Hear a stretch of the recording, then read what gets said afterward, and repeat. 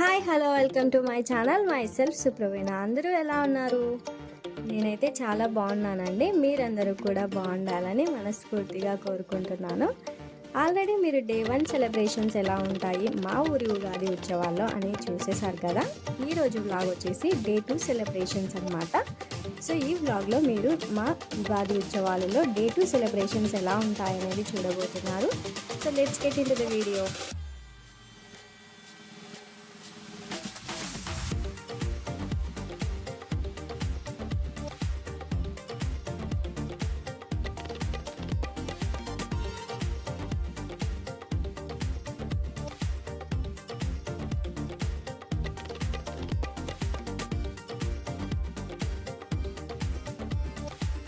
ఇప్పుడు నేను మీకు ఇందులో చూపిస్తున్న గుడి వచ్చేసి మా ఊర్లో ఉన్న చెన్నకేశ్వర స్వామి దేవాలయం అన్నమాట. మా ఊర్లో ఉన్న కొన్ని పురాతనమైన గుళ్ళలో ఇది కూడా ఒకటి.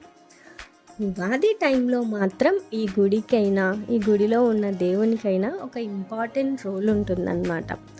అసలు ఎందుకంత ఇంపార్టెంట్ రోల్ ఉంటుంది, అసలు ఏంటి విషయం అనేది మనం బ్లాగ్ చూస్తూ మాట్లాడుకుందాం. అండ్ ఈరోజు మన బ్లాగ్ దేని గురించి అనేది మీకు ఆల్రెడీ టైటిల్ ప్రోమో చూడగానే అర్థమై ఉంటుంది కదా. మా ఊరి ఉగాది ఉత్సవాల్లో డే 1 సెలబ్రేషన్స్ ఎలా ఉంటాయి అనేది మీరు ఆల్రెడీ చూసేశారు. ఇది డే 2 సెలబ్రేషన్స్ గురించి. ఈ డే 2 సెలబ్రేషన్స్లో మెయిన్ ఈవెంట్ వచ్చేసి ఈ శ్రీదేవి భూదేవి సమేత శ్రీ చెన్నకేశ్వర స్వామి కళ్యాణం అన్నమాట. ఫస్ట్ అయితే మనం మా ఊర్లో ఈ ఈవెంట్ ఎలా సెలబ్రేషన్ జరుగుతుంది అనే విషయాన్ని గురించి మాట్లాడుకుందాం. శ్రీ శ్రీ శ్రీ చెన్నకేశ్వర స్వామి అంటే ఎవరో అనుకోవద్దండి, విష్ణువు అవతారాల్లో ఒకటన్నమాట ఈ చెన్నకేశ్వర స్వామి. మా ఊర్లో వెలిసిన అమ్మవారెవరు? సాక్షాత్తు కాశీ నుంచి వచ్చిన విశాలాక్షి అంటే పార్వతీదేవి. అంటే ఈ చెన్నకేశ్వర స్వామి అంటే ఎవరు? విష్ణువు అవతారాల్లో ఒకటి. సో పార్వతీమాతకు విష్ణువు అన్ననే కదా అవుతారు. సో ఇది వచ్చేసి చౌడేశ్వరి అమ్మవారి అన్న అయిన శ్రీ శ్రీ శ్రీ చెన్నకేశ్వర స్వామి కళ్యాణం అన్నట్టు అనమాట. మామూలుగా విలేజెస్లో పెళ్ళిళ్ళు ఎలా జరుగుతాయో యాస్టీస్ అలాగని దేవుని కళ్యాణం కూడా జరిపిస్తారనమాట. మామూలుగా విలేజెస్లో పెళ్ళిళ్ళలో ఏంటంటే బాసికాలు తయారు చేసేది అయ్యగారికి చెప్తారు, పెళ్లిపీటలు తయారు చేసేది ఒడ్లోళ్ళకి చెప్తారు, ఇలాంటివి ఉంటాయన్నమాట. మళ్ళీ వాళ్ళు తయారు చేసిన తర్వాత వాళ్ళ దగ్గరికి బాజా భజంత్రీలకు వెళ్ళి మనమే వాటిని తెచ్చుకోవాలన్నట్టు. అలాంటి కల్చర్ విలేజెస్లో ఉన్న వాళ్ళకి బాగా తెలిసి ఉంటుంది. మా విలేజ్లో అయితే యాస్టీస్ అలానే జరుపుతారనమాట. ఇంకా మామూలుగా మన పెళ్ళిళ్ళల్లో అయితే వాటిని తీసుకెళ్ళడానికి అమ్మాయిలు అబ్బాయిలు అందరూ కలిసి వెళ్తారు కాబట్టి ఈ అమ్మాయిలు కథ తెలిసిందే కదా, ఒక ట్యాన్కి రెడీ అవ్వమని చెప్తే వాళ్ళు ఇంకొక ట్యాన్ చేస్తారనమాట. సో ఆగండి మేము ఇంకా రెడీ అవ్వలేదని ఒకరంటే, మేము ఇంకా మేకప్ వేసుకోవాలని ఒకరంటే. సో ఇలాంటి కారణాల వల్ల చాలా ల్యాగ్ అయిపోతుంది అనమాట, టైం కూడా దాటిపోతుంది. కానీ ఇక్కడ అలా ఉండదన్నమాట. అన్నీ ఆ చౌడేశ్వరి అమ్మవారి దేవాలయంలో వర్క్ చేసే అయ్యవార్లే అన్నీ టైం టు టైం మెయింటైన్ చేసి టైం టు టైం తీసుకొని వస్తారన్నట్టు అనమాట. యజ్ఞోపవీత ధారణ ఎందుకు చేస్తారు అంటే స్వామికి కళ్యాణ యోగ్యత కోసము రెండో యజ్ఞోపవీత ధారణ అనేది చేయడం జరుగుతున్నది. ఓం యజ్ఞోపవీతం పరమం పవిత్రం విరావదేర సహజం గురభానంద్రి యజ్ఞోపవీతం ఫలమస్తు తేజః శ్రీభూత వేద శ్రీ రంగేణ స్వామినే నమః. యజ్ఞోపవీత ధారణ ముహూర్తస్య ముహూర్తోస్మి భవంతో మహాంతో నృహంతో యజ్ఞోపవీత ధారణ ముహూర్తస్య ముహూర్తో అస్తు. యాక్చువల్గా ఈ ప్రోగ్రామ్ మా ఊర్లో ఆఫ్టర్ 9 o'clock ఆఫ్టర్ డిన్నర్ తర్వాత స్టార్ట్ అవుతుందన్నమాట. డే 2 రోజు 9 o'clock నుంచి మొదలు పెడతారనమాట ఈ అయ్యవార్లు. ఒకసారి బాజా భజంత్రీలతో వెళ్ళి పెళ్లి పిట్టలు తీసుకొని వస్తారు, ఇంకొకసారి వెళ్ళి బాసికాలు తీసుకొని వస్తారు. ఇలా పెళ్ళికి కావాల్సిన ఐటమ్స్ అన్నీ వాళ్ళు సాంప్రదాయాల ప్రకారం తీసుకొని వస్తారనమాట. ఇంకొంతమంది అయ్యవారైతే ఈ శ్రీదేవి భూదేవిని అలాగే చెన్నకేశ్వర స్వామి విగ్రహాలని రెడీ చేస్తూ ఉంటారనమాట. సో ఎవరి పని వాళ్ళు డిస్ట్రిబ్యూట్ చేసుకొని వాళ్ళ టైమింగ్స్ ప్రకారం కంప్లీట్ చేస్తారనమాట. సో ఇవన్నీ జరిగి ఈ కళ్యాణ మహోత్సవం స్టార్ట్ అయ్యేటప్పటికి ఆల్మోస్ట్ 10 or 10:30 అవుతుంది. సో 10 నుంచి స్టార్ట్ అయిన ఈ కళ్యాణ మహోత్సవం నైట్ అంతా జరుగుతూ తెల్లవారుజామున 2కి కానీ 3కి కానీ ఎండ్ అవుతుందన్నమాట.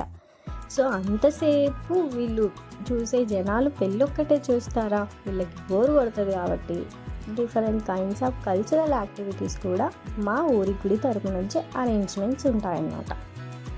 ఎలాంటి కైండ్ ఆఫ్ కల్చరల్ యాక్టివిటీస్ పెట్టాలి అనే నిర్ణయం ఆ టెంపుల్ తరపు నుంచి చైర్పర్సన్స్ కానీ వాళ్ళు తీసుకుంటారనమాట. సో ఇది మామూలుగా ముందు రోజుల్లో అయితే ఆర్కెస్ట్రా అలాగ ప్లాన్ చేసేవాళ్ళు, కానీ ఒక 2-3 ఇయర్స్ నుంచి క్లాసికల్ డ్యాన్స్ ప్రిఫర్ చేస్తున్నారనమాట మా ఊర్లో. సో క్లాసికల్ డ్యాన్సెస్ కూడా చాలా మంచిగా వేస్తారు, మంచిగా ఉన్నింది ఈసారి కూడా. ఆ డాన్సెస్ కూడా నేను ఈ వీడియోలో ఇంక్లూడ్ చేద్దామని వీడియోస్ అయితే తీసి పెట్టాను, కానీ వాటి మ్యూజిక్ ఏం పెట్టాలి అనేది నాకు అర్థం అవ్వలేదు. సో మూవీస్లో మ్యూజిక్ పెడితే నాకు కాపీరైట్ ప్రాబ్లం ఉందండి, అందుకే నేను ఆ వీడియోస్ ఏవి ఇందులో ఇంక్లూడ్ చేయలేదు. కావాలంటే నేను షార్ట్స్లో పోస్ట్ చేస్తాను.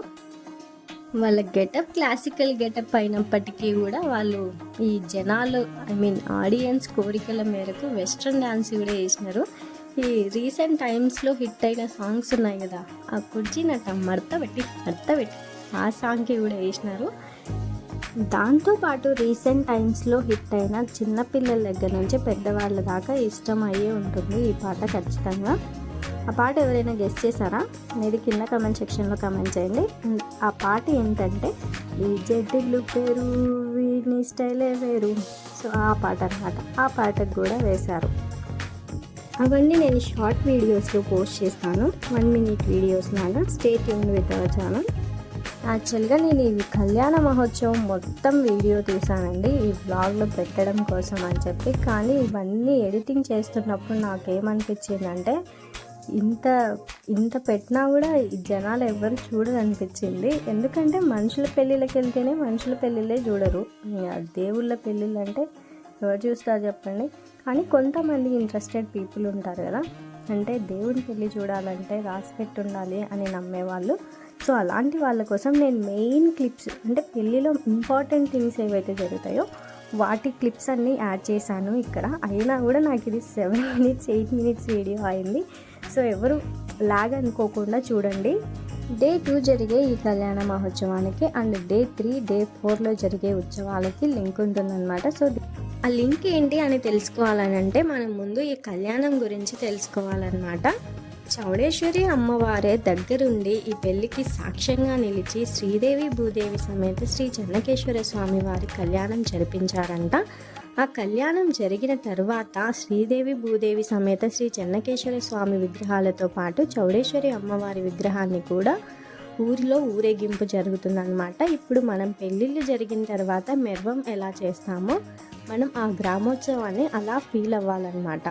ఆ గ్రామోత్సవం తర్వాత చౌడేశ్వరి అమ్మవారు చెన్నకేశ్వర స్వామి మీద అలిగి వెళ్ళిపోయారంట. ఈ అలగడానికి రీజన్స్ ఏంటని నేను కనుక్కున్నప్పుడు నాకు 2 reasons అయితే చెప్పారు. ఫస్ట్ రీజన్ వచ్చేసి ఈ స్వామివారు చౌడేశ్వరి అమ్మవారిని మళ్ళీ పెళ్ళికి పిలవలేదు, అందుకే అమ్మవారు అలిగి వెళ్ళిపోయారని ఒకరు చెప్పారు. అండ్ ఇంకొకరైతే అమ్మవారికి ఈ స్వామివారు పట్టు వస్త్రాలు పెట్టలేదు, అందుకే అమ్మవారు అలిగి వెళ్ళిపోయారని చెప్పారు. ఈ రీజన్స్ అన్నీ విన్న తర్వాత నాకేమనిపించిందంటే మొత్తానికి ఈ స్వామివారు ఆ అమ్మవారికి ఏదో తక్కువ చేయడం కారణంగానే అమ్మవారు అలిగి వెళ్ళిపోయారని తెలుస్తుంది. అన్న పెళ్ళంటే ముందే చాలా ఎక్స్పెక్టేషన్స్ ఉంటాయి, ముందే అలగడం ఆడవారి హక్కు కదా. అలిగిన తర్వాత ఈ స్వామివారు అమ్మవారిని ఎలా కన్విన్స్ చేసి తీసుకొచ్చారు అనేదే Day 3 ఈవెంట్ అన్నమాట. సో అది ఇంకా ఇంట్రెస్టింగ్గా ఉంటుంది. ఇంకా ఎవరైనా ఛానల్ సబ్స్క్రైబ్ చేసుకోకపోతే